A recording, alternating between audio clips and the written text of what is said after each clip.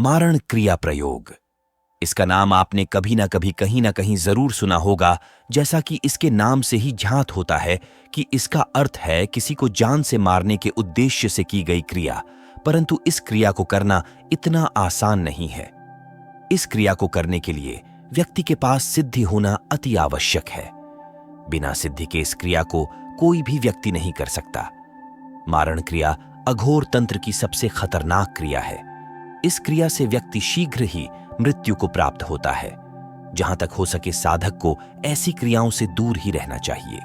ऐसी तंत्र मंत्र की क्रियाएं स्वयं के लिए भी कभी कभी अत्यंत घातक साबित होती है, क्योंकि मारण क्रिया सबसे खतरनाक क्रियाओं में से एक है। इसलिए इसे बिना किसी गुरु की जानकारी के नहीं करना चाहिए, वरना फायदे की जगह नुकसान ही हाथ लगेगा। मारण क्रिया करने से पहले इसके नियमों को अवश्य जान लेना चाहिए।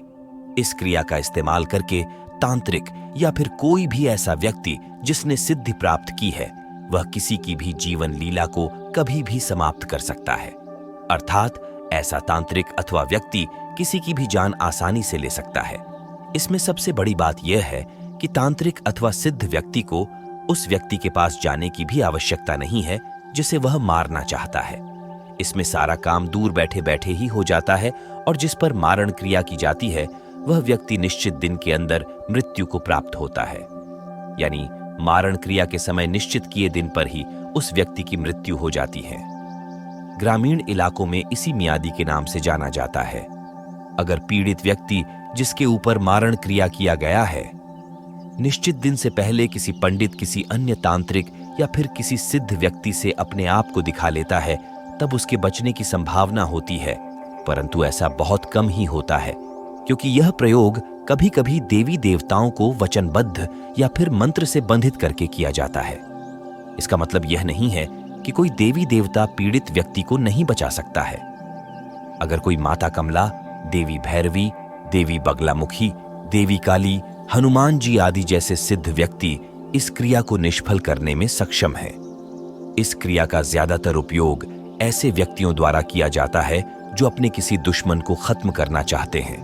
परंतु हम आपकी जानकारी के लिए बता दें कि इस प्रक्रिया का दुरुपयोग जहां तक हो सके वहां तक नहीं करना चाहिए।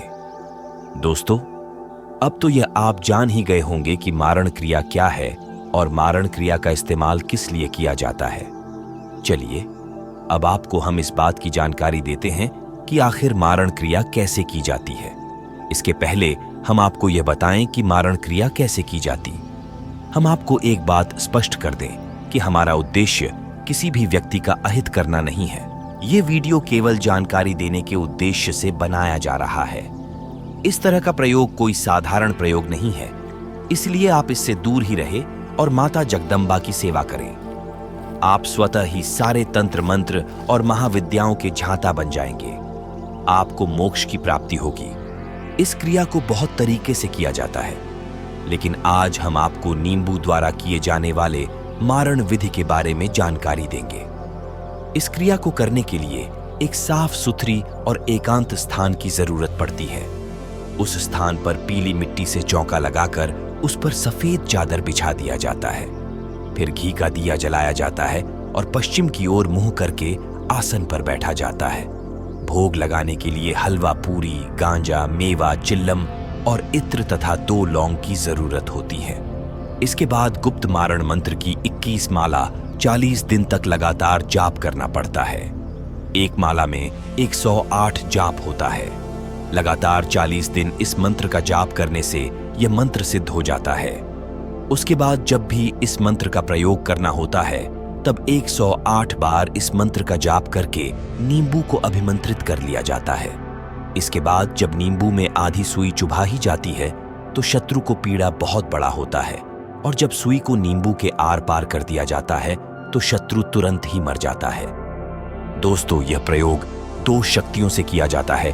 पहला यह कि कोई भी जब वह मंत्र को सिद्ध करता है यानी मंत्र उच्चारण करता है तो उस साधक के आसपास मंत्र से संबंधित ऊर्जा वहां पर एकत्रित हो जाते हैं।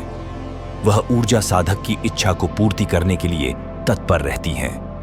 यह ऊर्जा सकारात्मक या फिर नकारात्मक दोनों तरह के हो सकते हैं। यह मंत्र पर निर्भर करता है कि मंत्र किसका है। जब कोई साधक मंत्र को सिद्ध कर ऊर्जा को एकत्रित कर लेता है तो वह साधक उस ऊर्जा को किसी व्यक्ति विशेष की तरफ मोड़कर मारण क्रिया संपन्न कर लेता है। किसी से मोटी रकम लेकर, जैन से व्यापारी, राजनेता आदि से मोटा पैसा लेकर उनके शत्रुओं प्रतिद्वंद्वियों पर मारण प्रयोग न करें। ऐसा करने से कुछ समय तक तो आप भौतिक सुख सुविधाओं से युक्त जीवन व्यतीत कर सकते हैं, पर अंत में आपकी दुर्गति होगी। भारत में कई बाबाओं की दुर्गति आप देख चुके हैं जो मोटी रकम लेकर मारण प्रयोग करते थे। ऐसी रोचक जानकारी के लिए हमारे चैनल को लाइक, शेयर और सब्सक्राइब करें।